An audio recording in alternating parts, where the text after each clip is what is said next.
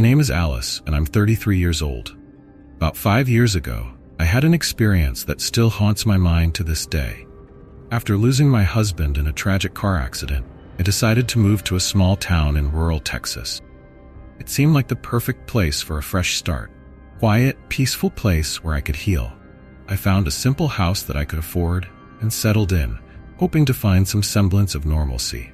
The town was quaint, with friendly neighbors and a slow pace of life that I found comforting.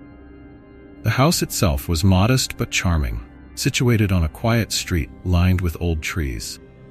It was exactly what I needed, a place where I could rebuild my life away from the painful memories of the past. At first, everything seemed perfect.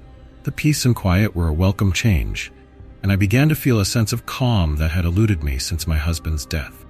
Life in my new home settled into a comforting routine. I spent my days unpacking and trying to adjust to my new surroundings. Most evenings, I would watch my favorite series to unwind before bed. One Friday night, just as I was preparing to sleep, phone rang. It was strange because no one ever called my landline. Most people used my cell phone. I answered, expecting a wrong number or a telemarketer, but there was only silence on the other end. Confused, I asked who it was, but no response came. After a few moments, I hung up, dismissing it as a prank call. I climbed into bed, trying to shake off the uneasy feeling the call had left me with. 40 minutes later, just as I was drifting off to sleep, phone rang again. Groggy and annoyed, I picked up the receiver. This time, I heard a faint whisper, a man's voice, almost drowned out by what sounded like the hum of a car engine. My heart raced as I strained to make out the words, but they were unintelligible. Fear crept in, and I quickly hung up, my hands shaking. I lay in bed, staring at the ceiling, trying to make sense of the calls. Who could be calling me at this hour, and why? The whispers echoed in my mind, making it impossible to fall back asleep.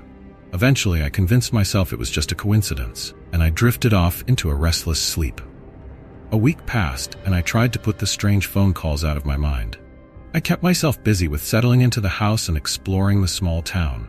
However, the unease never completely left me, lingering like a shadow at the back of my mind. One night, just as I was about to drift off to sleep, the phone rang again. My heart sank. I answered it with trembling hands. Once more, I heard the whispering voice of a man, the sound of a car engine in the background. The fear I had tried to bury came rushing back, stronger than ever. I couldn't understand what he was saying, but the tone was enough to send chills down my spine. I hung up immediately, my entire body shaking. Unable to endure the anxiety any longer, I decided to call the police. An officer arrived shortly after, and I explained the situation as calmly as I could. He listened intently, his expression growing more concerned with each detail I shared. After I finished, he asked a question that made my blood run cold. "Do you know who the previous owner of this house was?" I shook my head, confused and frightened. "No, I don't." "Why?" The officer's face was grave as he responded, "This house used to belong to a serial killer who's still on the run." My heart pounded in my chest. The walls of my supposedly safe haven felt like they were closing in on me. The officer advised me to stay somewhere else for the night, and without hesitation, I packed a bag and fled to a nearby motel. The realization that I had been living in a place with such a dark history, coupled with the eerie phone calls, was too much to bear. As I lay in the unfamiliar motel bed, sleep eluded me. I couldn't stop thinking about the killer, the whispers, and the terrifying possibility that he was trying to reach me. The officer arrived promptly, his demeanor serious as he listened to my account of the disturbing phone call. He asked a few questions, then took a deep breath and looked at me with a mix of concern and hesitation. "Do you know who the previous owner of this house was?" he asked. I shook my head, confused and anxious. "No, I don't." "Why?" He paused, then spoke with a grave tone. "This house belonged to a fugitive serial killer. He was never caught, but we believe he's still out there." The words hit me like a punch to the gut. My mind raced, connecting the dots, the eerie phone calls, the whispering voice, the sense of being watched. Fear gripped me, and I knew I couldn't stay another moment in that house. I thanked the officer, my voice barely above a whisper, and rushed inside to pack my belongings. My hands shook as I threw clothes into a suitcase, my heart pounding in my chest. I could hardly think straight, my only thought being to get as far away from that house as possible. With everything hastily packed, I fled the town that night, the weight of the revelation pressing down on me. As I drove away, I couldn't shake the feeling of being pursued, the terror lingering like a dark cloud over me. A year had passed since I fled that small Texas town. Life had slowly returned to a semblance of normalcy, but the shadows of that experience lingered. One day, while reading the news, a headline caught my eye. Fugitive serial killer captured near former hideout. My heart skipped a beat as I read the details. The serial killer had been found in a decrepit shack, just a few miles from my former home. The police had finally captured him, putting an end to his reign of terror. The relief was palpable, but it also brought back a flood of memories and emotions. I reflected on the psychological toll that night had taken on me. Fear, the paranoia, the sense of being hunted, it had all left a deep scar. I still struggled with the residual anxiety, especially at night. Every unexpected noise sent a shiver down my spine, and I often found myself double-checking locks and peering out of windows. Despite the relief of knowing he was behind bars, the experience had changed me. The memory of those chilling phone calls and the revelation about the house's dark history haunted me. I realized how close I had come to real danger and how lucky I was to have escaped unscathed. In the end, I found solace in the fact that I had trusted my instincts and left when I did. It was a decision that likely saved my life. While the haunting memory would always be with me, I took comfort in knowing that the threat was over and that I could finally begin to heal. A few years ago, my brother and I were living pretty typical lives. We were close, and he was always the more carefree one, enjoying his job and hanging out with friends. Our evenings were usually quiet, with him either watching TV or chatting on his phone. Life felt normal and secure, until the late-night phone calls began. It started suddenly. My brother's phone would ring between 2 and 3 in the morning every night. At first, he thought it was a wrong number or maybe someone playing a prank. But the calls kept coming, and they were anything but ordinary. Each time he answered, he was met with a horrifying sound, a blend of static and what seemed like distant screams. It was eerie and unsettling, but we tried to brush it off as some weird technical glitch. Despite the disturbance, my brother tried to maintain his usual routine. He continued to go to work, hang out with friends, and live his life as normally as possible. But the late-night calls persisted, slowly chipping away at the sense of security we once had. It all started with those late-night phone calls. My brother's phone would ring between 2 and 3 in the morning, jarring us from sleep. Every night, he would pick up, and what followed was an unsettling mix of static and distant screams. It was like nothing we had ever heard before. Chaotic, haunting noise that made the hairs on the back of my neck stand up. At first, my brother was confused. He assumed it was some sort of prank or a technical glitch. To put an end to it, he decided to change his phone number, thinking that would stop the calls. For a week or so, the late-night disturbances ceased, and we began to relax, believing the worst was behind us. But then, the calls started again. Same time, same noise. My brother's confusion turned to unease. How was this happening? How did they get his new number so quickly? Every night, the phone would ring, and every night he would answer, only to be greeted by that terrifying sound. The persistent nature of these calls made it clear that this was no ordinary prank. It was something far more sinister. The late-night calls continued relentlessly.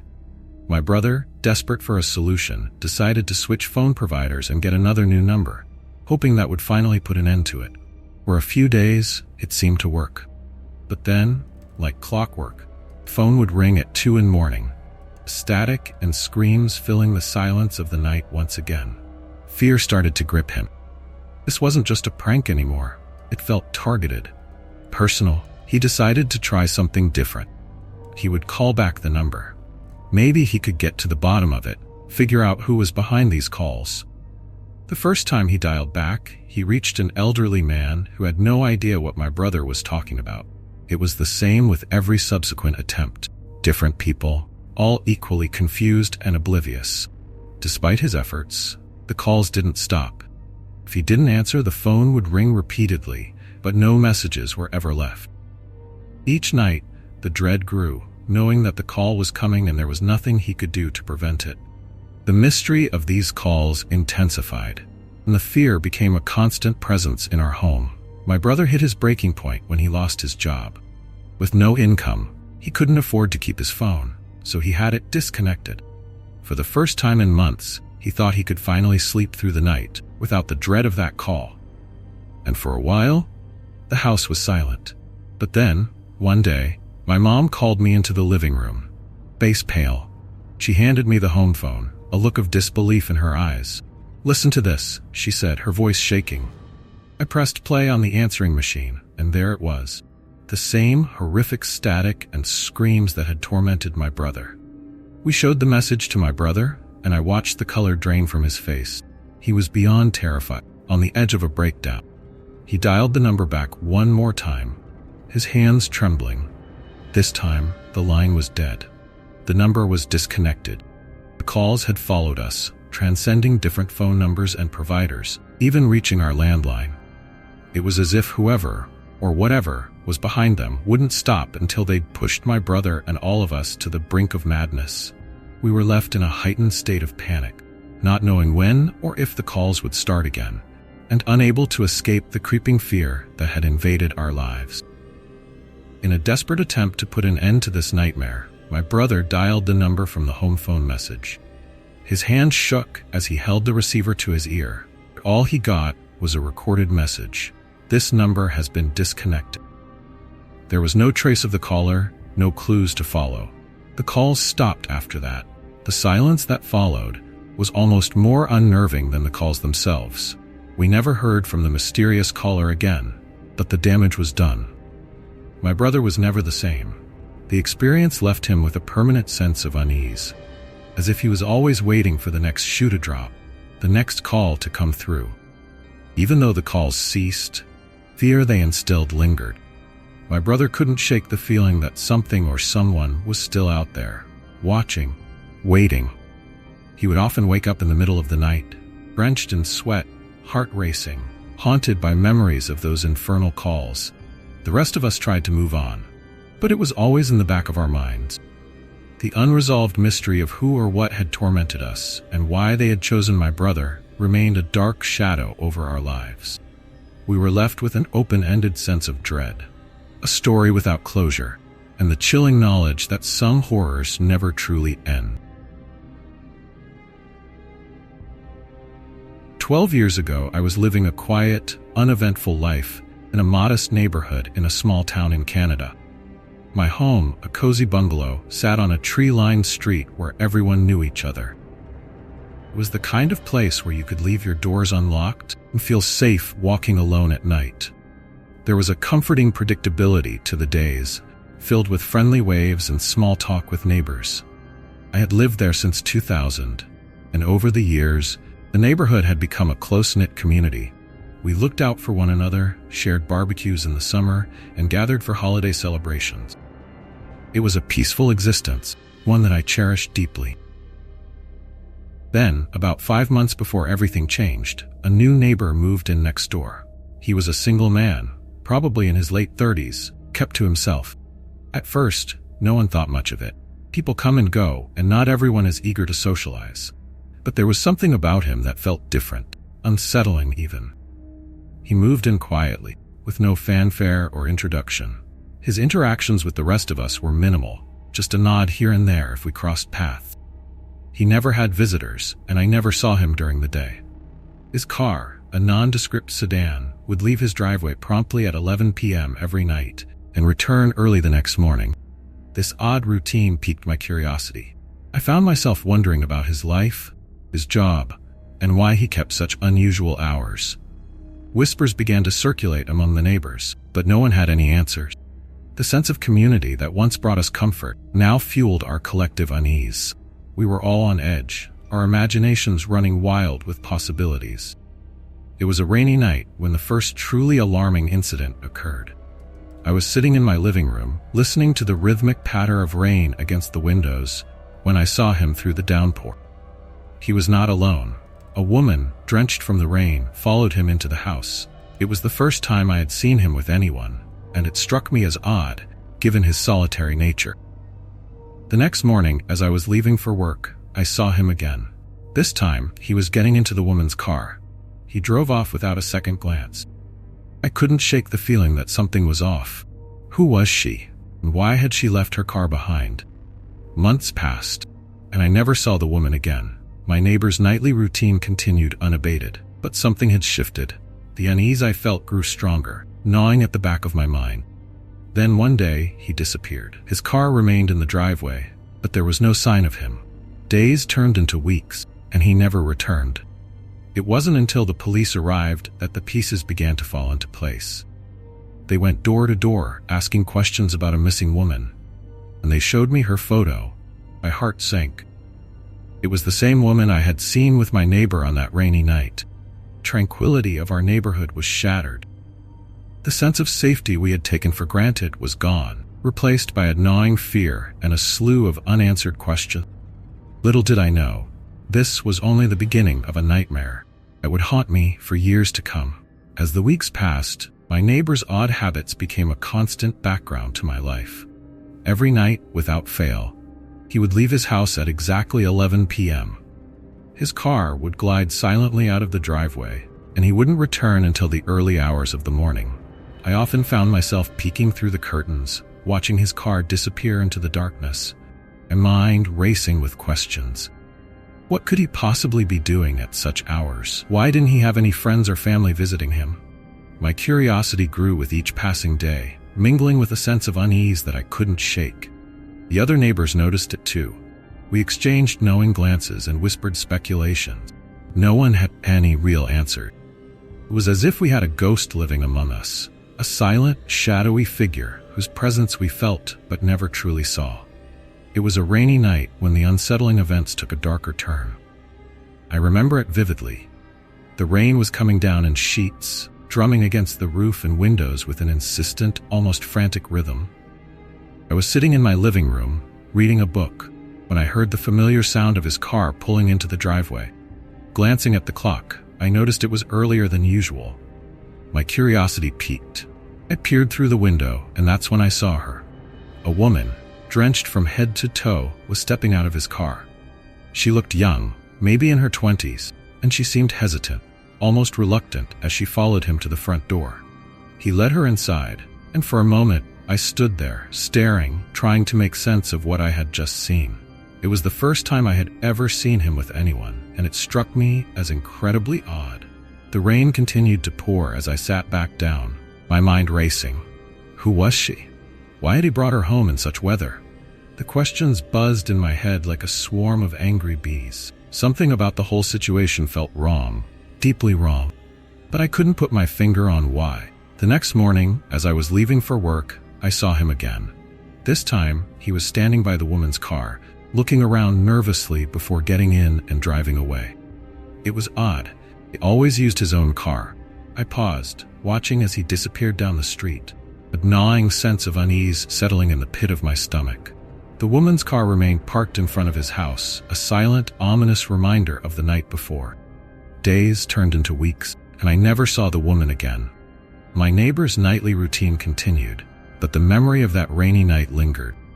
Every time I saw his car leave or return, I felt a chill run down my spine. The sense of unease grew stronger, feeding off the mystery and silence that surrounded him. Couldn't shake the feeling that something was terribly wrong. The quiet, predictable life I had known was slipping away, replaced by a shadowy dread that crept into my thoughts and dreams. My neighbor's odd behavior had become more than just a curiosity. It was a dark, unsettling presence that hung over our once peaceful neighborhood. Deep down, I knew that whatever was going on behind those closed doors, it was only a matter of time before it would come to light in a way none of us could predict. The morning after that rainy night, I couldn't shake the unsettling feeling that had taken root in my gut. As I left for work, I saw my neighbor again. But this time, something was different. Instead of using his own car, he was getting into the woman's vehicle. He looked around nervously before driving away, a behavior so unlike his usual composed demeanor. I stood there for a moment, watching the car disappear down the street, the unease in my stomach growing stronger. Months passed, and the memory of that night began to fade, overshadowed by the routine of daily life. My neighbor continued his odd habits, leaving every night at 11 p.m. and returning in the early morning. But then, without warning, he vanished. His car stayed parked in the driveway, gathering dust. There was no sign of him. Days turned into weeks, and still he didn't return. It wasn't long before the police came knocking. They went door to door, asking questions about the neighborhood and its residents. When they reached my house, a stern-faced officer showed me a photo of a young woman. My heart skipped a beat as I recognized her. It was the same woman I had seen with my neighbor on that rainy night. "We're investigating the disappearance of this woman," the officer said, his tone grave. "Have you seen her?" I hesitated, the memory of that night flooding back with startling clarity. "Yes, I saw her," I replied. "She was with my neighbor a few months ago. It was the only time I ever saw her." The officer's eyes narrowed. "Can you tell us more about that night?" I recounted everything I could remember. The rain, the hesitant way she followed him inside, the strange feeling that something was off. As I spoke, the officer took notes, his expression growing more serious with each detail. "Have you seen your neighbor recently?" he asked. "No," I replied, shaking my head. "He disappeared a few months ago. His car is still here, but I haven't seen him since." The officer exchanged a look with his partner. "Thank you for your time," he said, handing me his card. "If you remember anything else, please give us a call." As they left, I couldn't shake the chill that had settled over me. The realization that the woman the police were looking for was the same one I had seen with my neighbor hit me hard. Questions swirled in my mind. Where had she gone? What had happened to her? And most unsettling of all, what role had my neighbor played in her disappearance? The neighborhood buzzed with gossip and speculation, but no one had any answer. The police presence only heightened our collective unease. We were left to wonder, fear gnawing at the edges of our thoughts. What dark secrets our quiet street might be hiding. As the days turned into weeks, the mystery deepened. My once peaceful neighborhood had become a place of shadows and whispers, the safety we had taken for granted shattered by the unknown. And as I watched the empty house next door, I couldn't help but feel that the answers we sought were still out there, lurking just beyond our reach, waiting to be uncovered. 2 years had passed since my neighbor's sudden disappearance and the police investigation that had left the entire neighborhood on edge. Life had returned to a semblance of normalcy, but the lingering questions about what had happened to the woman and my neighbor never truly faded. It was a mystery that haunted the back of my mind, a dark cloud that hung over the otherwise peaceful days. Then, one evening, something strange happened. I was settling in for the night, preparing to watch some late-night TV when the phone rang. It was 11 p.m., the exact time my neighbor used to leave his house. I picked up the receiver, expecting it to be a wrong number or a telemarketer. But when I answered, there was only silence on the other end. "Hello," I said, my voice echoing slightly in the quiet room. No response, just the faint hum of the phone line. After a moment, I hung up, dismissing it as a prank call. The next night at precisely the same time, the phone rang again. And again, there was silence when I answered. A chill ran down my spine as I hung up the receiver. It was probably just a coincidence, I told myself. There was no reason to be alarmed, but the calls continued. Every night at 11 p.m., the phone would ring, and every night there would be nothing but silence on the other end. At first I tried to ignore it, but as the days turned into weeks, the calls became harder to dismiss. The pattern was too precise, too unsettling to be random. Each ring of the phone at that late hour sent a jolt of fear through me. I found myself dreading 11 p.m., my heart pounding in my chest as I watched the clock tick closer to the hour. When the phone inevitably rang, I would answer with a mix of trepidation and frustration, but the silence was always the same, old and unyielding. I started to feel like I was being watched, that whoever was calling knew exactly what they were doing. The nightly ritual began to take its toll on me. I lost sleep, my nerves frayed by the constant tension. Every creak of the house, every shadow seemed to carry a sinister weight. The once cozy and safe feeling of my home was eroding, replaced by a sense of vulnerability. I told a few close friends about the calls, hoping for some reassurance or advice. Some suggested changing my number, while others thought it might be worth involving the police. But a part of me hesitated. What could I tell them? That I was getting silent phone calls at the same time every night? It sounded absurd, even to my own ears. Despite the logical part of my mind insisting it was just a prank, the fear that had taken root was real and growing. Calls felt like a connection to the past, ghostly reminder of my neighbor and the woman who had disappeared. It was as if their story was unfinished, and these calls were a dark punctuation mark, a chilling reminder that some mysteries refused to stay buried. As the weeks turned into months, the nightly calls continued unabated. Each ring at 11 p.m. felt like a knife twisting in my gut. My fear grew into paranoia, and the once comforting walls of my home began to feel like a cage. Every shadow seemed sinister, every creak a potential threat. I found myself jumping at the slightest noise, convinced that someone was watching, waiting. Desperate for answers, I decided to take action. I contacted my phone company and requested that the calls be traced. They assured me they would monitor the line, but weeks went by with no results. Calls continued, always at the same time, always silent. It was as if the caller knew exactly what steps I was taking and was always one step ahead. Frustrated and terrified, I finally went to the police. I explained the situation, detailing the pattern of the calls and the history with my missing neighbor. The officer I spoke with listened patiently, but I could see the skepticism in his eyes. He promised to look into it, but without any tangible evidence, there was little they could do. I even tried setting up a recording device to capture the calls, hoping to glean some clue from the silence. But all I ended up with were hours of static and my own increasingly desperate voice answering the phone. The silence was maddening, an empty void that seemed to mock my attempts to understand it. My friends grew concerned as they saw the toll the calls were taking on me. I became withdrawn, jumpy, and exhausted. I started avoiding going out at night, and I kept my curtains tightly closed, feeling vulnerable and exposed. Despite their reassurances, I couldn't shake the feeling that the calls were a message, a warning that something or someone was still out there. One particularly cold night, after another silent call, I sat in my dark living room, staring at the phone. My mind raced with possibilities, each more frightening than the last. Was it my neighbor, somehow returned to torment me? Or was it someone else, connected to the mysterious woman who had vanished?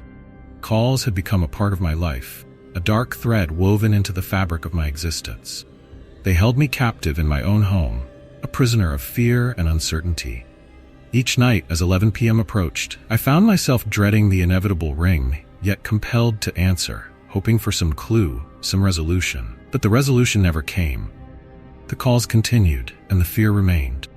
I lived in a state of heightened alert, never knowing when or if the silence would be broken.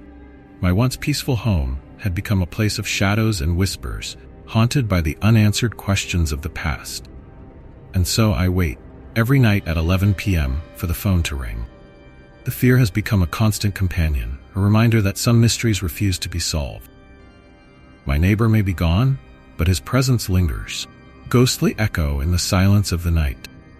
And somewhere, out there in the darkness, I know that someone is still watching, still waiting, their intentions as unclear as the silent calls that haunt my every step.